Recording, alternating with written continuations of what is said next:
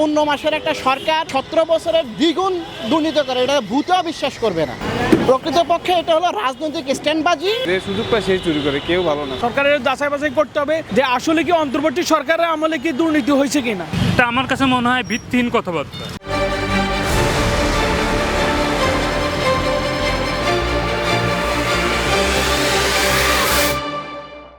17 বছরের দুর্নীতি, লাগামহীন দুর্নীতি, 15 মাসের একটা সরকার 17 বছরের দ্বিগুণ দুর্নীতি করে, এটা ভূতেও বিশ্বাস করবে না। প্রকৃতপক্ষে এটা হলো রাজনৈতিক স্ট্যান্ডবাজি এবং এটা রাজনৈতিক মন্তব্য। আমরা সবসময় সাধারণ জনগণ শুনি যে রাজনীতিতে শেষ বলে কোনো কিছু নাই। এটা শুধুমাত্র নিজেকে একটু ভাইরাল করার জন্য, নিজেকে একটু আলোচনা আনার জন্য মাননীয় সংসদ সদস্যকে সম্মান রেখে বলছি। উনি হয়তো এই কথা বলতে পারেন, উনি কী প্রেক্ষাপটে বলছেন আমরা জানি না, কিন্তু এটা কখনোই বিশ্বাসযোগ্য নয়। সরকারের এটা ইনভেস্টিগেশন করতে হবে কিনা, সরকারের যাচাই বাছাই করতে হবে যে আসলে কি অন্তর্বর্তী সরকারের আমলে কি দুর্নীতি হয়েছে কিনা। তাহলে আপনার মনে করেন শেখ হাসিনার আমলে মনে করেন আপনার চলে যাওয়ার পরে বলতেছে ব্যাপক দুর্নীতি হয়েছে, ব্যাঙ্কগুলো তো অনিয়মিত হয়েছে কিন, অ্যাসালামে টাকা নিয়ে গেছে কিন, তারপরে বিভিন্ন ইয়ে আছে, এগুলো তো আসলে দুর্নীতি দমন কমিশনার দেখবে কিন। আমরা তো সাধারণ পাবলিক আমরা শুনতেছি জানতেছি, দেশের অভ্যন্তরীণ ভিতরে কী আছে সেটা তো আমরা আর বলতে পারি না। বর্তমান সরকারে আছে, তারা এটা দুর্নীতি দমন কমিশন দিয়ে এটা ভেরিফিকেশন করুক, সত্যতা মানুষের জানুক যে আসলে কি তারা কি দুর্নীতি করছে কিনা। আজকে যে ওয়াসা দেখতেছি, ওয়াসা বলেন রেলে, স্বাস্থ্যতে, প্রত্যেক জায়গায় দুর্নীতি হয়। যে আসে সেই খায়, কোনো হালাই ভালো না। যে সুযোগ পায় সবাই সুযোগের অভাবে থাকে, যে সুযোগ পায় সেই চুরি করে, কেউ ভালো না। যারা দুর্নীতি করছে বর্তমান সরকার তদন্ত করবে, তদন্ত করে আস্তে আস্তে সব দেখবে, ঠিক আছে। যদি করে দেয় তাদের বিচার হবে, আর না করলে সে ভালো।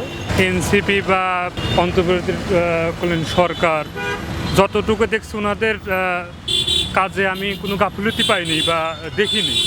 তা আমার কাছে মনে হয় ভিত্তিহীন কথাবার্তা। কারণ এনসিপির নেতারা সবসময় ভালো, দেশের ভালো কাজেই চেষ্টা করছে ওনারা। যেমন হাসনাত আবদুল্লাহ ওনার এলাকায় আমি যতটুকু জানি যে ভালো কাজ করতেছে। ডক্টর ইউনূসও দেশের জন্য হয়তো বা ভালো চেষ্টা করছে। তো ওনারা হয়তো বা তেমন দেশের উন্নতি না করলেও দুর্নীতিতে ছিল না, বাজার কন্ট্রোলেই ছিল। বর্তমান সময়ে আমরা 1 কেজি ব্রয়লারও কিনলে 180 টাকা লাগে, ওনাদের সময় কাছাকাছি এরকমই ছিল। বরং সোনালী মুরগি বর্তমানে লাগে আমাদের 360, 70, 80 এরকম। কিন্তু ইউনূস সরকারের সময় কিন্তু আমরা 300-র নিচেই আমরা এটা কিনতে পারছি। পোশাক আশাক বা বাড়িঘর হতেই পারে। বর্তমান যুগে 2, 3, 4, 5 লাখ টাকা এটা কোনো বিষয় না। এটা দুর্নীতির ভিতরে আমি মনেই করি না যে আসলে দুর্নীতি হচ্ছে কি না। এই 17-18 মাসের মধ্যে তারা আসলে ওই দুর্নীতিতে তারা যেতে পারে না, যেতে সম্ভব না। কারণ তারা পরিবর্তনের জন্যই আন্দোলন করছে। এই আন্দোলন তারা যদি যুক্ত হয়ে যায়, সেটা আসলে আমরা একমত না, তারাও দুর্নীতিতে জড়িত ছিল। এটা আমাদের এই জেনারেশন এটা বিশ্বাস করবে না এটা।